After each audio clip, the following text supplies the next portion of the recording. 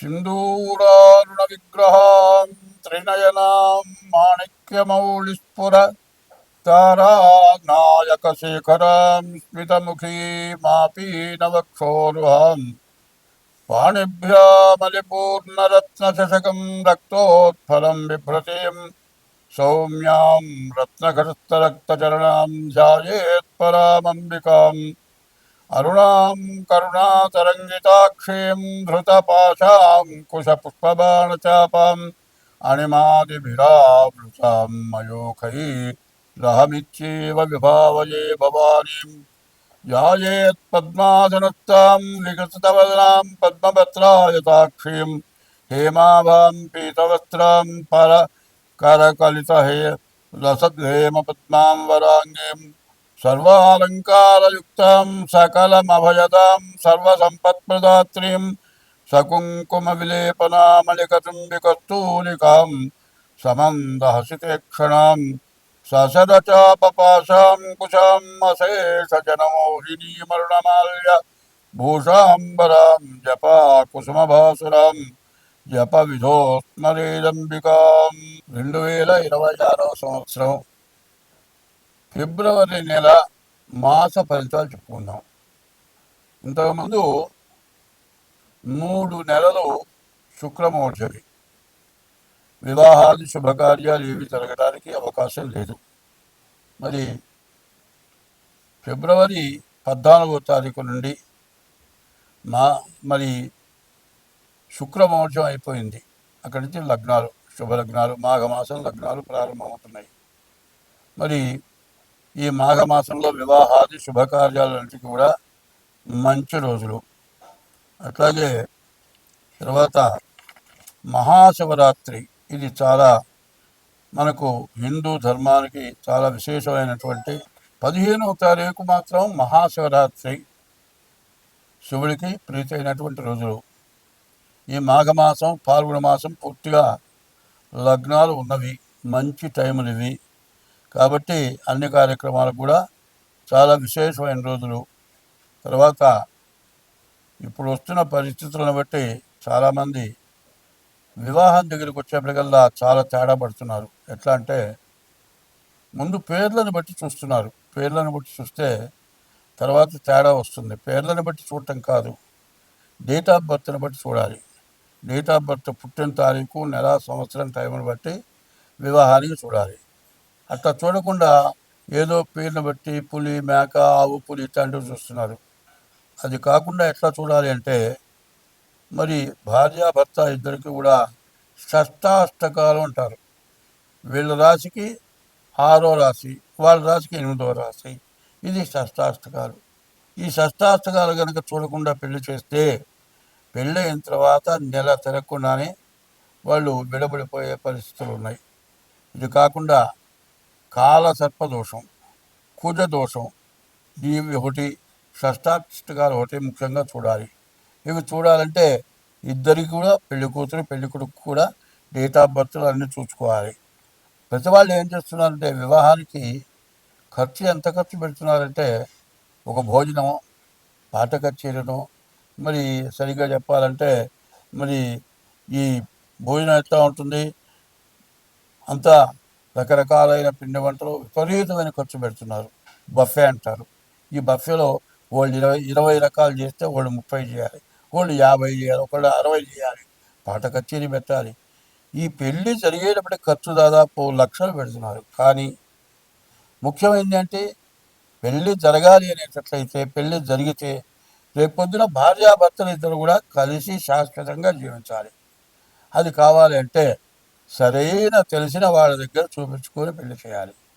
అట్లా కాకుండా బ్రాహ్మడు లేకపోతే జ్యోతిష్యం చెప్పేవాడు ఇది ఇట్లా చెప్పాలి, దేనికి ఎంత ఖర్చు అవుతుంది అనగానే, ఎందుకు ఇంత ఊరికే చెప్పండి, తేలిగ్గా చెప్పండి. తేలిగ్గా చెప్పింది బరువుగా చెప్పేది అంటే, తేలిగ్గా చెప్పాలంటే డేట్ ఆఫ్ బర్త్ లేకుండా చెప్పలేము.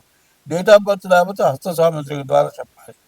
వీళ్ళ కలియకుంటుందా ఉండదా, విడబడిపోతారా, అది తెలుసుకొని పెళ్లి చేయాల్సిన బాధ్యతలు తల్లిదండ్రులకు ఉన్నాయి. తర్వాత పిల్లలు చదువుకొని ఉద్యోగం చేస్తున్నారు. ఉద్యోగం చేస్తుంటే ఆడపిల్ల మగపిల్లలు కూడా అక్కడ ఉద్యోగం చేస్తున్నారు. వీళ్ళు మాట కలిసి మేము ప్రేమించుకున్నాం, మేము పెళ్లి చేసుకుంటాం, వాళ్ళు సెటిల్ అయిపోతారు. సెటిల్ అయిపోయి తల్లిదండ్రుల దగ్గరికి వచ్చి నేను ఒక అమ్మాయిని ప్రేమించాను, నేను పెళ్లి చేసుకుంటాను. మరి అదే మన కులం కావాలరా, గోత్రం కావాలరా అంటే కాదు, నేను ఈ పిల్లలైతేనే చేసుకుంటా, లేకపోతే చేస్తానంటాడు. సరే వాళ్ళు ఒప్పుకోరు, మా దగ్గరికి వస్తారు. ఏమండి, మేమిద్దరం ప్రేమించుకున్నాం, మాకు కుదురుతుందా కుదరదా చెప్పండి అని అడుగుతారు. ఇవాళ మీకు కుదరదు చెబితే మానుకుంటారంటే మానుకోరు. మానుకున్నప్పుడు మంచిగా చెడ్డ చూసుకోవాల్సిన అవసరం ఏముంది? ఇప్పుడు పెళ్లి చేసుకోవాలంటే ముందు జాతకాలు కలిసి లేవో చూడాలి, చూసిన తర్వాత పిల్లలు చూడాలి. అది లేకుండా పెద్దవాళ్ళు కానీ చేసుకుంటే పిల్లలు కానీ స్వతంత్రమైన తీసుకొని ఈ విధంగా చేసుకొని నెల 2 నెలలు తిరగాలి, కోర్టుకెక్కి మరి విడాకులు రాక విపరీతంగా కోర్టులో ఇవన్నీ మూలుగుతున్నాయి. లాయర్లు కూడా విసుక్కుంటున్నారు. కాబట్టి నేను చెప్పబోయేది ఏంటంటే, ఎవరైనా సరే వివాహాలకి టైము కాబట్టి ఈ టైంలో జాగ్రత్తగా డేట్ ఆఫ్ బర్త్ ద్వారా మాత్రం మీరు వివాహానికి కుదురుతుందా లేదా అనేది చెప్పాలంటే మేము చెబుతాం. అయితే దానికి తగిన ఫీజు తీసుకొని చెబుతాం. ఇట్లా చేసుకుంటే మీకు అన్ని విధాల మంచిది. స్వస్తి. 2026 సంవత్సరం ఫిబ్రవరి నెల 3వ రాశి మిథున రాశి. ఈ మిథున రాశికి వచ్చేప్పటికల్లా శుక్రుడు కేతువు తప్పితే ఏ గ్రహాలు బాగాలేవు. ఈ శుక్రుడు కేతువు ఉండటం చాలా ఇబ్బంది. అష్టమంలో కుజుడు, జన్మంలో గురువు. ఈ కుజ గురువుల వల్ల చాలా ఇబ్బందులు ఉన్నాయి. ఏమిటంటే ద్వాదశాష్టమ జన్మస్థం శని అంగారకో గురు కుర్వంతి ప్రాణ సందేహం స్థాన చలనం ధనక్షయం. ద్వాదశంలో కానీ, అష్టమంలో కానీ, జన్మంలో కానీ, ద్వితీయంలో కానీ శని కానీ, కుజుడు కానీ, గురువు కానీ ఉండేటట్లయితే మరి జన్మస్థ శని అంగారు కుర్వంతి ప్రాణ సందేహం, బతకడం చాలా కష్టంగా ఉంటుంది. స్థాన చలనం, చేసే ఉద్యోగం దగ్గర కానీ, ఉండే ఇంట్లో నుంచి కానీ వెళ్ళిపోవాల్సి వస్తుంది. ధనక్షయం, విపరీతమైన డబ్బు ఖర్చు అవుతుంది, అప్పుల పాలవుతారు. ఈ ఇబ్బందులన్నీ ఉంటాయి.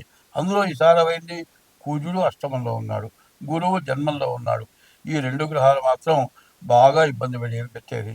దాదాపు యాక్సిడెంట్లు అవ్వటానికి అవకాశం ఉంది, విరగటానికి అవకాశం ఉంది, ఆపరేషన్లకు పోవాల్సిన పరిస్థితి రావచ్చు. వీటన్నిటినీ తప్పించుకోవాలి అంటే చాలా జాగ్రత్తగా ఉండాలి. అనవసరమైన ప్రయాణాలు చేయకూడదు.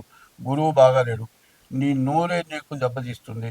ఏదైనా ఒక మాట చెబితే తిరగబడి పొట్లాడుకొని ఉద్యోగం చేసే చోట సమస్య చేతులారా తెచ్చిపెట్టుకోవడం జరుగుతుంది. కాబట్టి శుక్రుడు మరి కేతువు తప్పితే ఏ గ్రహాలు బాగాలేవు. మరి రవి బాగాలేడు, కుజుడు బాగాలేడు, బుధుడు బాగాలేడు, శని బాగాలేడు, గురువు బాగాలేడు. 2 గ్రహాలే బాగున్నాయి. 6 గ్రహాలు బాగున్న గ్రహాలు శుక్రుడు, కేతువు. ఈ శుక్రుడు వల్ల వివాహాది శుభకార్యాలు జరుగుతాయి, వివాహం జరగడానికి అవకాశం ఉంది. కానీ వివాహం జరిగే చోట కూడా జాగ్రత్తగా పిల్ల నీకు సరిపోయి ఉందా లేదా, నీ జాతకం సరిపోయిందా లేదా, చేసుకోవచ్చునా లేదా అది విచారించుకోవాలి. అట్లా కాకుండా ఇట్లాంటి టైంలో నీచ జాతి స్త్రీలు కలవటానికి అవకాశం ఉంది. ఎక్కడైనా సరే నిన్ను ప్రేమించాలంటుంది, నీ సంపాదన చూస్తుంది, చిన్నగా నిన్ను వల్ల వేసుకుంటుంది, నీకు ఆమె ఎంతో మంచిదానిలా కనబడుతుంది. నువ్వు ఇంటికి పోయే పని లేదు, ఎప్పుడు దాని దగ్గరే ఉండి ఉన్న సంపాదన అంతా దానికి పెట్టేసి పెళ్ళాం పిల్లలు తల్లిదండ్రులకి ఎవరికి కూడా డబ్బు పెట్టకుండా పెళ్ళైన వాళ్ళైతే పరాయి స్త్రీకి పెట్టి మొత్తం నష్టపడిపోవటం, ఇంటికి రాకపోవటం. సరే చివరికి ఆ పిల్ల నీ భార్య ఇంటికి వెళ్ళిపోయి వేరే పెళ్లి చేసుకునే పరిస్థితి కూడా వస్తుంది. ఇట్లాంటి పరిస్థితి ఏమంటారంటే అసలు చేసుకున్న భార్య మంచిదానిలాగా అప్పుడు కనబడదు, మరి పరాయి స్త్రీ నీకు చాలా మంచిదానిలాగా కనబడుతుంది. నీ దగ్గర డబ్బులన్నీ అయిపోయి అప్పుల పాలైన తర్వాత, నీ దగ్గర డబ్బులు లేకపోయిన తర్వాత నిన్ను వదిలి వాడు అది ఇంకోటితో పోతుంది. అప్పుడు ఏం చేస్తావు? దాన్ని చూసి ఇది నాకు అక్కర్లేదు అనుకుంటావు. చివరికి ఇంటికి వద్దామంటే భార్య లేదు, భార్యతో సంబంధం లేదు, పెళ్ళాం ఒక చోట, తల్లిదండ్రులు ఒక చోట, పిల్లలు అనాథ శరణాలయాల్లో. ఇట్లా అయిపోయి ఏమవుతుంది? శాస్త్రం పెద్దవాళ్ళు చెబుతూ ఉంటారు, అరే ఉన్నది పోయే ఉంచుకున్నది పోయే నీ బతికే ఇంట్రా అంటారు. చివరికి ఉన్నది అసలామే భార్య. ఈ భార్య జీవితం మొత్తం ఉండాల్సిన భార్యని వదులుకొని పరస్త్రీ వ్యామోహం. ఇప్పుడు చాలామంది ఇట్లాగే చేస్తూ ఉన్నారు. పరస్త్రీ వ్యామోహం ఎక్కువైపోయింది. ఉద్యోగాల్లో బాగా ఆడవాడు కానీ మగవాడు కానీ చేసుకున్న వాడి కంటే పైన ఈ రెండో వాడు బాగా అందంగా మంచిగా కనపడతాడు. ఈ ఆడవాళ్ళు మగవాళ్ళు కూడా చేసుకున్న భర్తని ఆడమనిషి, చేసుకున్న భార్యని మగవాడు వదిలి వీళ్ళిద్దరు కలిసి విడబడిపోయి నానా గందరగోళం అయిపోయి కోర్టుకు పడి ఎన్నో తిప్పలు పడి చివరికి విడాకులు రాక మళ్ళీ పెళ్లి చేసుకుంటానికి వీలుగాక ఇట్లా ఇబ్బంది పడుతూ ఉన్నారు. కాబట్టి ఈ రాశి వాళ్ళు అటువంటి సమస్యలు కూడా రావడానికి బాగా అవకాశం ఉంది. కాబట్టి ఈ రాశి వాళ్ళు ఎంత జాగ్రత్తగా ఉంటే అంత మంచిది. జాగ్రత్త కాదు, ముఖ్యంగా చెప్పాలంటే మీ డేట్ ఆఫ్ బర్త్ ద్వారా మీ జాతకం చూపించుకొని దానికి ఏదైనా శాంతులు చేయాలంటే చేయించుకోండి. మీకు అన్ని విధాలు బాగుంటుంది. స్వస్తి.